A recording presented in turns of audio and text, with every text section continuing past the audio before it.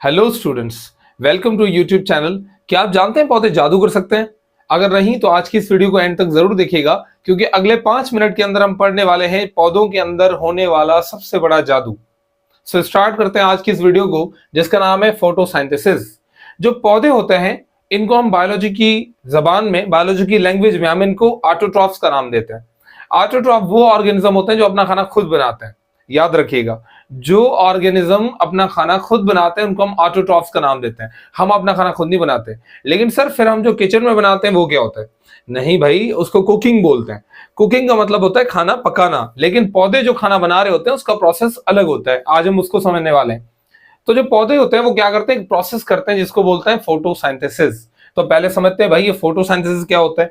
कि sir a biochemical process in which the energy poor compounds, देखिएगा note कीजिएगा कि a biochemical process, कि सर ये एक बायोकेमिकल प्रोसेस होता है। बायो मीन लाइफ, लिविंग के अंदर होने वाला। केमिकल का मतलब है कि सर जरूर इसमें कोई केमिकल रिएक्शन हो रहे होंगे। तो ये एक बायोकेमिकल प्रोसेस है इन विच एनर्जी पुअर कंपाउंड, कौन से कंपाउंड? एनर्जी पुअर कंपाउंड, जिनमें एनर्जी बहुत ही कम हो। Energy poor mean low energy compound, जिनमें एनर्जी ना होने के बराबर है। तो एनर्जी पुअर कंपाउंड जैसे कि कार्बन डाइऑक्साइड और वाटर, जो पौधे होते हैं वो उनको केमिकली कंबाइन करते हैं। They are combined, chemically combine, उनको केमिकली कंबाइन किया जाता है to form the energy rich compound, और उनसे बनाए जाते हैं एनर्जी रिच कंपाउंड। और ये एनर्जी रिच कंपाउंड कौन से होते हैं? हमारे पास सबसे बड़ा एनर्जी रिच कंपाउंड है जिसका नाम है ग्लूकोज, जो कि पौधा बनाता है, जो कि पहला प्रोडक्ट होता है फोटोसिंथेसिस का।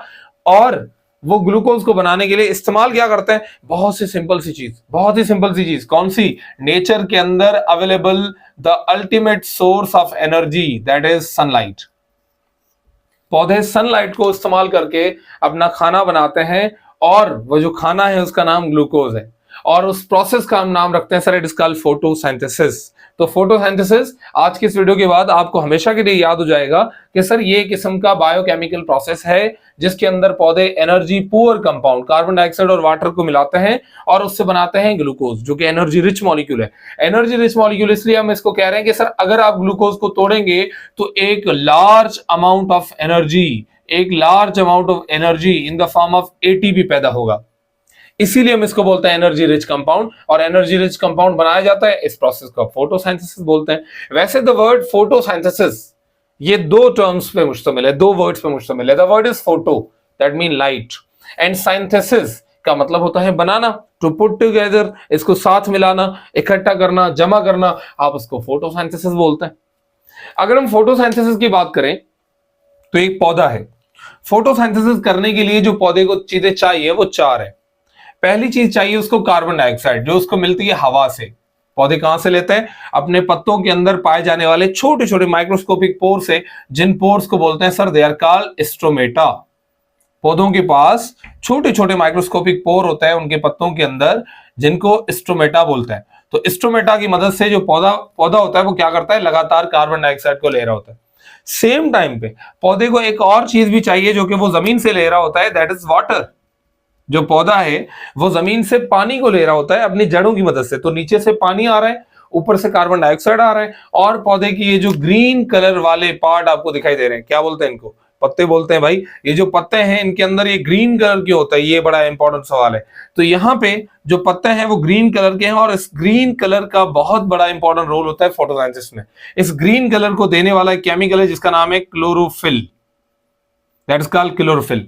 और यही वो केमिकल एजेंट है जो कि हमको हेटेरोट्रॉफ बना रहे हैं और इनको ऑटोट्रॉफ बना रहे हैं, जिनकी वजह से पौधे अपना खाना बना सकते हैं और हम अपना खाना नहीं बना सकते। तो क्लोरोफिल जो होता है वो क्या करता है कि सर वो हेल्प करता है कि वो सनलाइट को ट्रैप करेगा, सूरज की रोशनी को पकड़ेगा, जिसकी मदद से कार्बन डाइऑक्साइड और वाटर को मिलाया जाएगा। जब कार्बन डाइऑक्साइड और वाटर को आपस में ऐड किया जाता है, मिलाया जाता है, तो उसके लिए जो एनर्जी चाहिए होती है वो एनर्जी देता है सनलाइट। वो सनलाइट की जो एनर्जी होती है वो अंदर पैक हो जाती है, पकड़ी जाती है, और उसको ट्रैप करके ऐड कर दिया जाता है एक नए मॉलिक्यूल की शक्ल में, जिसको हम बोलते हैं sir that's called glucose. It's called glucose. और ये जो ग्लूकोज बना है कार्बन डाइऑक्साइड वाटर को मिलाने से, जिसके अंदर सनलाइट रिक्वायर हुई है और क्लोरोफिल की प्रेजेंस जरूरी है, तो आप कहते हैं कि सर इस प्रोसेस को आप नाम देते हैं sir it is called photosynthesis. जिसके जो प्रोडक्ट हैं वो दो हैं, एक ग्लूकोज, दूसरा उसके साथ बनने वाला एक बाय प्रोडक्ट जिसका नाम ऑक्सीजन है। क्योंकि oxygen as a by product, as a कचरा पैदा हुआ है, तो पौधा उसको किसी काम में नहीं लाता। और जो पौधा है, या तो फिर अच्छा एक और चीज मैं यहाँ पे ऐड करूंगा, जो पौधा होता है उसके अंदर ऑक्सीजन ज्यादा बनती है। वैसे वो काम में ला रहा होता है क्योंकि पौधे को भी रेस्पिरेशन करनी है, तो रेस्पिरेशन करने के लिए पौधा ऑक्सीजन इस्तेमाल कर रहा होता है, लेकिन जो एक्स्ट्रा ऑक्सीजन होती है वो रिमूव कर दी जाती है बाहर एनवायरमेंट में। तो इसीलिए हमें पौधे लगाने चाहिए, क्योंकि उससे ऑक्सीजन जो है वो हमें बहुत ज्यादा मिलती है। नेचर के अंदर ऑक्सीजन को पैदा करने के लिए जो रेस्पॉन्सिबल जानदार हैं वो हमारे पास प्लांट्स है। इसीलिए हम प्लांट्स को द लंग्स ऑफ अर्थ भी बोलते हैं। ये हमारे हमारे नेचर के लिए, हमारी जमीन के लिए बहुत ही इंपॉर्टेंट ऑर्गेनिज्म है। इसका दूसरा काम ये भी होता है कि ये नेचर के अंदर से कार्बन डाइऑक्साइड की लेवल को कम कर रहे होते हैं, क्योंकि कार्बन डाइऑक्साइड को ले रहे हैं और ऑक्सीजन को बाहर फेंक रहे हैं। तो अब हम स्टार्ट करते हैं थोड़ा आगे। जो फोटोसिंथेसिस है, मैंने यहां पे लिखा है sir photosynthesis is a two process, two step process. Photosynthesis एक बारी में नहीं होता, इसके दो इंपॉर्टेंट स्टेप होते हैं जिसके अंदर वो हो रहा होता है। इसका पहला स्टेप होता है the light reaction. Light reaction या जिसको लाइट डिपेंडेंट रिएक्शन कहते हैं। अच्छा, मैं यहाँ पे सिंपल टर्म्स में समझाने वाला हूं। अगर यहाँ पे हमें फर्स्ट ईयर इंटर और एमडी गेट के स्टूडेंट्स इस वीडियो को देख रहे हैं तो कमेंट करके हमें जरूर बताइएगा, ताकि हम इन स्टेप्स के ऊपर ज्यादा डिटेल्ड वीडियोस बनाएं, ताकि आपके लिए हेल्पफुल रहें आपके फर्स्ट ईयर इंटर के कोर्स के हिसाब से और आपके एमडी गेट की प्रिपरेशन के लिए। सो स्टार्ट करते हैं सर। हमारे पास टू स्टेप प्रोसेस है photosynthesis, that is light reaction. Light reaction के अंदर जो सनलाइट है वो यूज होती है, और इसका एक और रिएक्टेंट होता है वाटर। जब सनलाइट और वाटर, जब वाटर जो है उसको तोड़ा जाता है सनलाइट की प्रेजेंस में, और उस सनलाइट को ट्रैप किया जाता है, पकड़ा जाता है, और उसको पकड़ने के बाद दो नई शक्लें दी जाती है। ये होता है एनर्जी रिच मॉलिक्यूल। कौन सा एनर्जी रिच मॉलिक्यूल? एक होता है एटीपी, दूसरा होता है NADPH2, nicotine amide adenosine di nucleotide phosphate. Nicotine amide adenosine di nucleotide phosphate, और निकलता है ऑक्सीजन। आप कहते हैं सर इस प्रोसेस को बोलते हैं लाइट रिएक्शन। लाइट रिएक्शन इसको इसलिए बोल रहे हैं क्योंकि सर इसमें सनलाइट इस्तेमाल हो रही है, लेकिन जो अगला प्रोसेस है उसके लिए सनलाइट जरूरी नहीं होती। द सेकेंड प्रोसेस, जिसको डार्क रिएक्शन बोलते हैं। काफी सारे बच्चे यहाँ पे मिस्टेक करते हैं। अगर उनसे पूछा जाता है कि भाई डार्क रिएक्शन को डार्क रिएक्शन क्यों बोलते हैं, तो वो सोचते हैं सर क्योंकि शायद वो रात को होता हो, शायद वो अंधेरे में होता हो। नहीं, एक्चुअली डार्क रिएक्शन का मतलब होता है कि जिसके अंदर सनलाइट की रिक्वायरमेंट ना हो। द डार्क रिएक्शन, जिसको आप दूसरा बोलते हैं sir, it is also called Calvin cycle. इसका दूसरा नाम केल्विन साइकिल भी है। यहां पे भी बच्चे मिस्टेक करते हैं कि सर डार्क रिएक्शन का दूसरा नाम क्या है। तो इसके दो तीन इंपॉर्टेंट नाम है, एक लाइट इंडिपेंडेंट रिएक्शन, दूसरा होता है केल्विन साइकिल, और चौथा होता है kelvin Benson cycle. Dark reaction, light independent reaction, Calvin cycle, kelvin Benson cycle. तो जो केल्विन साइकिल होता है, डार्क रिएक्शन होता है, उसके अंदर अच्छा जो लाइट रिएक्शन के प्रोडक्ट निकले कौन से? एटीपी, NADPH2, ये जो दो इंपॉर्टेंट प्रोडक्ट निकले, अब इनको यूज किया जाएगा। जब इनको यूज किया जाएगा तो यहां पे इनकी मदद से NADPH2 और ATP को यूज किया जाएगा और कार्बन डाइऑक्साइड को कन्वर्ट कर दिया जाएगा एक एनर्जी रिच मॉलिक्यूल में, जिसका नाम है ग्लूकोज। तो डार्क रिएक्शन के अंदर कार्बन डाइऑक्साइड यूटिलाइज होती है, जो कि NADPH2 और ATP की मदद से कन्वर्ट की जाती है ग्लूकोज के अंदर।